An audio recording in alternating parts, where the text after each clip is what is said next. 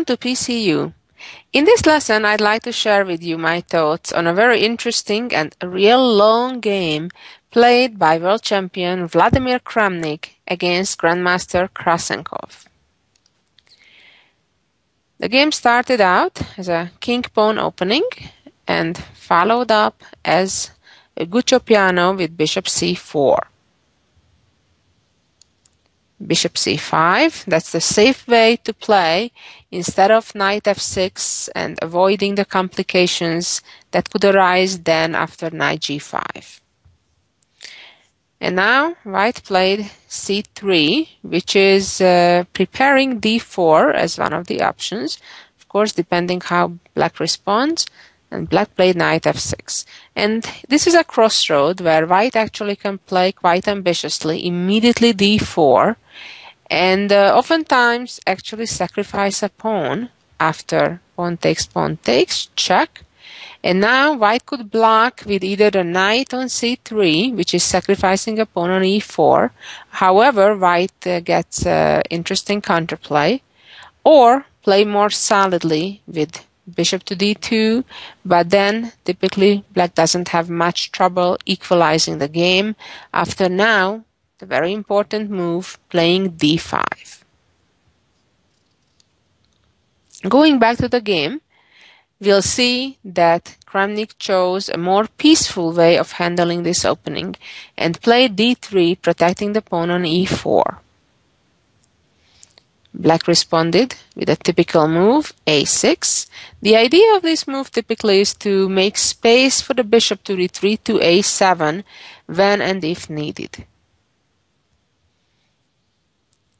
And black also not only just made space for his own bishop, but has in mind to then play knight to a5 and at some point try to capture white's bishop on c4 without it having an option to escape.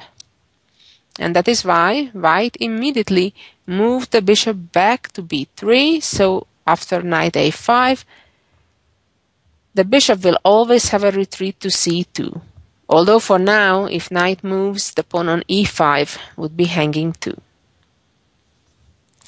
And black responded with castling, very natural move, and so did white. Of course, playing knight d2 immediately was also an option when white could consider regrouping his knight first via d2 and f1 and going then to g3 and potentially to f5.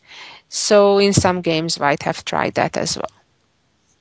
But in the game we're examining, white has castled and black played ambitiously. Instead of the normal solid d6 development, black immediately played d5. Now the game gets interesting. White took on d5 and the knight took back on d5. Right now, the option of capturing the pawn on e5 is not very dangerous for black, because among other options, such as taking on e5, best would be to play bishop f2 and then capturing back on e5. Obviously, if knight takes on e5, white's idea is to play d4. So it's best to avoid that for black. If instead of knight e5, white plays knight d2, that's certainly a normal move. And then black could choose between the ambitious bishop g4 or first retreating the bishop from c5 back to a7, making sure no more knight e5 tricks will be in the picture. Or even knight f4 is an idea to examine. But the game continued instead, white playing solidly, preventing black's active plans, and white played h3. Now, clearly there is no bishop g4 pin, and if knight f4, white could capture that, doubling up black's pawn. Right now, it has been suggested that it's best to retreat the bishop to a7 right away, getting away from those potential forks with the white pawn advancing to d4. But black instead played knight b6, which is a little bit awkward move, I would say. I don't think personally the knight belongs there. And now, correctly, white played rook e1, putting further pressure on the pawn on e5. And black played a move that, haha, I'm not worried about that pawn. And the reason why black wasn't worried is because if right now knight takes e5, well, before I show the answer, I suggest you take a few minutes and try to figure it out on your own. Why didn't Kramnik take this pawn? And I suggest you do not use the computer to help you, but try to practice your own evaluation and calculation instead. And the answer is bishop captures f2, king captures back, and then knight e5. Now if rook takes, black will play queen f6 and fork the king and the rook. So white will have to pass on that and rather play d4. And then black would play pretty actively with queen h4 check. Now white has to be careful not to play king g1, because then black would have the tricky move knight d3. And all of a sudden, if queen takes knight, then the rook is hanging, and otherwise the knight can capture white's bishop on c1. Or if the king goes to f1, that's always kind of an awkward position for a king as long as there are queens on the board. Then black would play knight g6 with ideas such as sacrificing with bishop takes h3. And after queen f3, the answer would be bishop e6. And of course, black wouldn't have to worry about losing a pawn on e6, because after a trade, the white king and queen would be pinned. So let's go back and see how the game progressed. In this position, white continued with knight b to d2. And this allows black to capture on d3, which he did, and white captured the pawn on e5. Well, now we see that the pawn structure is pretty much symmetrical, but the whole reason I am showing this game is to show an example when a game that seems very close to equal or to draw, it has still a lot of fight and a lot of ideas to offer. And it was pretty amazing how Kramnik squeezed and squeezed and squeezed the small advantages and how transformed one type of advantage to another. For now, black continued with queen g3, using the pin that's there, threatening to capture on f2, as well as the knight on e5. So white pretty much was forced to move the queen to f3 to protect the f2 pawn and attack black's queen. And now black also has to trade, and the d knight captured back on f3. And now black had to be suspicious of tricks, because whenever you see pins in the picture, such as over the f7 pawn, you have to be suspicious and look out for danger. The best choice black had here in this position was to trade knight on e5, even though there also white would have some advantage. The game continued with knight to e7. And here white missed a tactical opportunity, but had he found it, we may not have seen a very interesting squeezing positional endgame that we will see. The small combination that Kramnik missed in this position was to capture on f7 and then capture on e7. The rook is pinned, so only the bishop can capture back, and then play knight e5. And now black will lose the rook, and that will result with the extra pawn endgame for white. So, of course, this would have been a better option. But, as you can see, even world champions and grandmasters sometimes miss opportunities. So don't feel bad when you miss time to time something. Just try to minimize it and try to notice as much as you can tactical opportunities for yourself as well as for your opponent, so to make sure you avoid them. The game continued with knight back to d3, attacking the black bishop. And now the bishop has to retreat, hanging on to the knight on e7. And white played bishop to f4. So now white is threatening to capture on d6 and then to win the knight. So what can black do? Black has two options.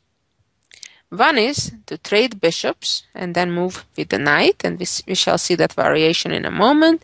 And the other one is to move the knight away and allow the trade on d6.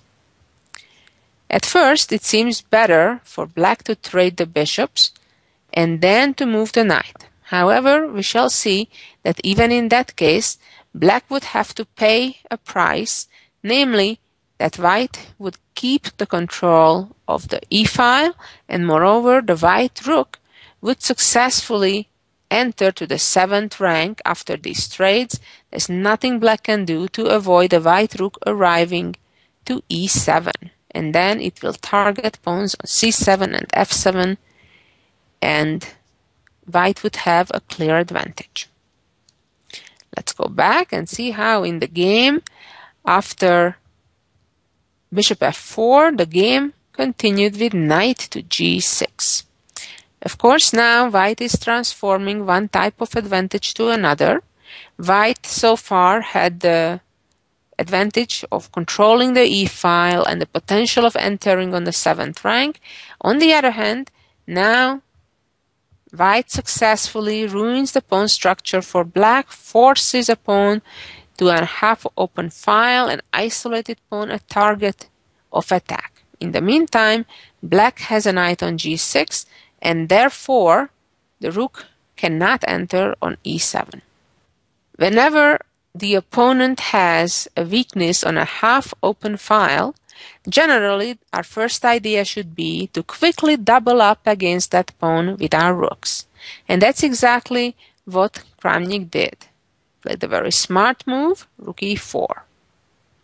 The response was a5, and now came rook to d4, immediately attacking that pawn on d6. Black has to defend it, and of course you hopefully guessed right, rook d1. So now the two rooks are doubled up, although for a moment the white knight is on d3 in between the two rooks, so therefore white will need to spend another move to actually threaten to capture that pawn on d6. Black, without awaiting that, played d5, putting the pawn on a light square where the bishop is also targeting it, but black has a knight defending it from b6 and the potential of two more pieces protecting it, one the bishop from c8 and the other the knight from g6. And white continued by playing knight to c5. Now all of a sudden there are three white pieces targeting the pawn. We can see the white bishop on b3 and the two rooks. Therefore black had to bring another defender to the pawn, knight e7. And now white played a smart move, a4, preventing any counterplay of black by a4 and a3.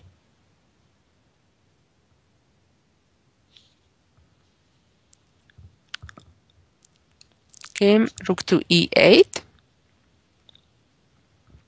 Even though right now there are only two knights protecting the pawn, and black voluntarily moved the rook out to try to occupy the open file, e-file, as well as to get out of the pin along the d-file, because white was threatening to play c4 right now and use the pin.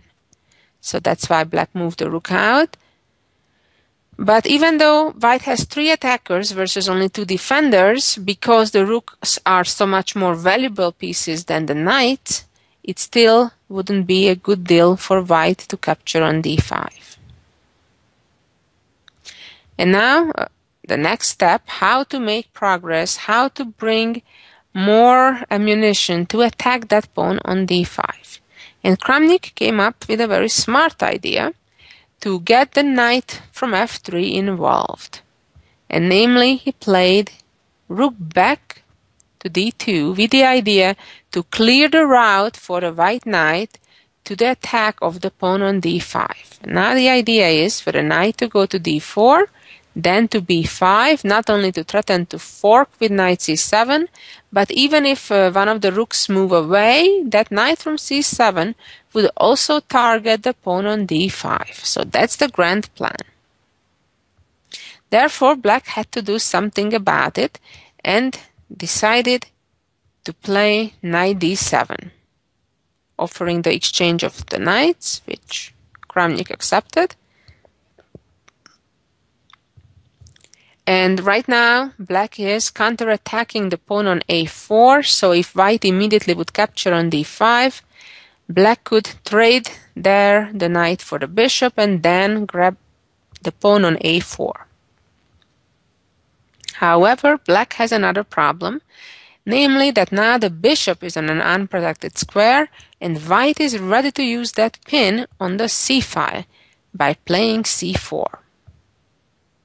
Pawn captured, rook captured bishop, pawn captured bishop, and rook b7. And again, Kramnik has transformed one type of advantage to another. So far we had a weak pawn on the d file, and now the rook got to the 7th rank. So we transformed an advantage that was static, the weakness of the pawn structure of black on d6, to an advantage of the mobility, the activity of our pieces, namely the rook on the 7th rank. So the pawn on b3 is now under attack. Therefore, black had to protect the pawn by playing rook b8. The problem is that white is not obliged to do that exchange, but can bring a backup, a second rook to the 7th rank. And now, black is losing a pawn, either the b3 or the f7 pawn, as black chose to do. Rook f7, rook b7, rook b7, came rook e4, rook b3, and rook a4. Well, let's look at this position for a moment. We see that white has an extra pawn. However, when we have 3 pawns versus 2 on one side of the board with rooks, for example, if you can imagine the 2 knights being gone, as well as the pair of pawns on the queen side, that would be a relatively easy draw for black to hold. However, in the meantime, we do have the knights, and we do have that pair of pawns on the other side of the board. Let's see the magic that Kramnik created to win this game. Came rook b6, attacking the knight, rook c4, protected, and came g3, slowly but surely improving the position of his own king. Came a4, h4, knight d4. As the old semi-joking saying goes, all rook endgames are drawn, which is of course an exaggeration. However, it's most often more beneficial to keep that extra minor piece on the board if you're trying to win in a rook endgame. Therefore, Kramnik avoided the exchange of the knights. Came rook c5, rook b8 check, and king h7. And now it's very important to think creatively and imagine that checkmate pattern that can be very much part of this game. Namely, if white would succeed to get in that h5 move and then position the knight on either g6 or f7, voila, checkmate would be ready in the corner with rook h8. So white played knight d7. Black responded with rook b5 in hopes for the exchange of the rooks, and then after rook takes rook, knight takes back, and pawn moves to a3 would force the exchange of the pawns, and even in a knight endgame, with only 3 pawns versus 2, black would have excellent drawing chances. But here, very creatively, Kramnik decided to sacrifice the pawn on b2 and played rook a8. Black checked, king g2, and captured the pawn. And here, naturally, black could have captured the pawn on a4, but decided to go for the kill and played h5, with the idea, as I mentioned, to try to checkmate with the knight getting to g6. Of course, if black would try to get out of the bind right now and play g6, white would just fork with knight f8 and grab the pawn. But black now had the time to protect his own pawn, and now white has to be careful. He better checkmate or watches out for that a-pawn, because that a-pawn is pretty far advanced. Came knight e5, the knight is aiming to get to g6, and rook b5. Now, if knight g6, the pawn on h5 is lost. So naturally, white has to wait and has to go to prepare it and protect that h5 pawn first. And now black played actively, knight e4, willingly giving up on the pawn on a4 with the idea that if rook a4, then knight f6, attacking the h5 pawn, g4, and knight d5, with the threat of knight takes f4, and then rook takes the knight on e5. And if white protects it with knight g6, then rook b4, just on time. If rook moves away, then knight f4 check, forces the exchange of knights, or otherwise white has to trade rooks. And again, we reach a knight endgame with 3 versus 2 with decent drawing chances. Let's go back again to the game, where in this position, after f4, white, instead of capturing the pawn on a4, chose to play g4, making sure that the pawns are connected and the knight gets to g6. Came knight f6, and right on time, knight g6, threatening checkmate, forcing black in complete passivity. Knight g8. And interestingly, even at this moment, white was in no rush in capturing that pawn on a4, because if he would, that would allow the black rook to get on the 8th rank, and that would liberate the black knight from the g8 passive square to prevent the checkmate with rook h8. And now you'll see a lot of maneuvering of Kramnik, but slowly and surely improving his position. First, he just made repetition to get closer to the time control. And now, time to get the king to the game. King f3, king e4, and another set of repetition moves. And now, action time. g5. Pawn takes, check, check, check,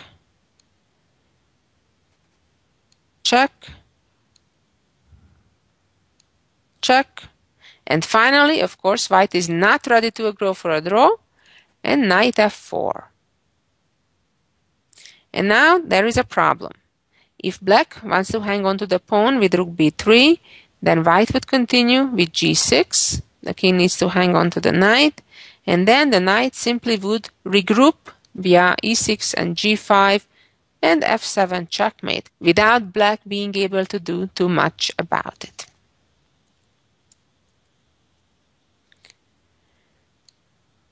After knight f4, black played a2, trying by all force to invite the rook to capture the pawn. And now indeed there wasn't anything better that white could do. Rook captured, came knight e7, and the rook back to a8. Now the threat is to advance the pawn and then checkmate in the corner. So black had no choice but retreating the knight. Now a few more moves, just gaining time on the clock, and rook f8. Black can only wait, but white keeps slowly but surely improving his position. And now knight d5. Now black has to be careful. If the rook no longer would pin the knight would move to e7 and use the existing pin on the 8th rank. Black made a waiting move with rook a5, rook d8, king h7, g6 check, and now finally h6. If pawn captures, white would simply play rook d7 with a simple checkmate threat of rook h7. After h6, black played rook a7, still fighting till the very end. And now this is a trap. If white would use the pin by h7, all of a sudden black would hope for stalemate with rook e7 followed by rook e6 and so on. What a cute escape. It's a perfect example that a game is not over until it's over. Naturally, Kramnik didn't fall for this. Retreated his knight to e3, pawn captured on h6, and came knight f5. Now the idea is to play rook f8 and rook f7 next. Rook a5, king f4, check, king f3, check, king g4, and finally the checks run out. King h5. Now, of course, the threat is again to get the rook to f8 and then to f7. There's not much that black can do about it. White is playing it real safe, although could have played rook f7 already earlier. And now there's nothing black can do. Game over. And black resigned.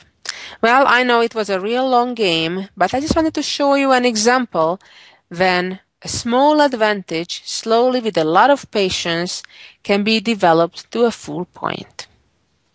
And just real quickly, I'd like to show you the jewel of the week. Here we go. It is pretty amazing that in this position, white can save himself, although black has an extra rook. Try to figure it out on your own, and then look at the beautiful answer. The answer is check.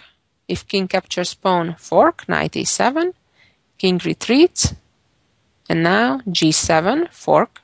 If rook takes, obviously it's draw right away. If bishop takes, knight e7, rook h8, and fork.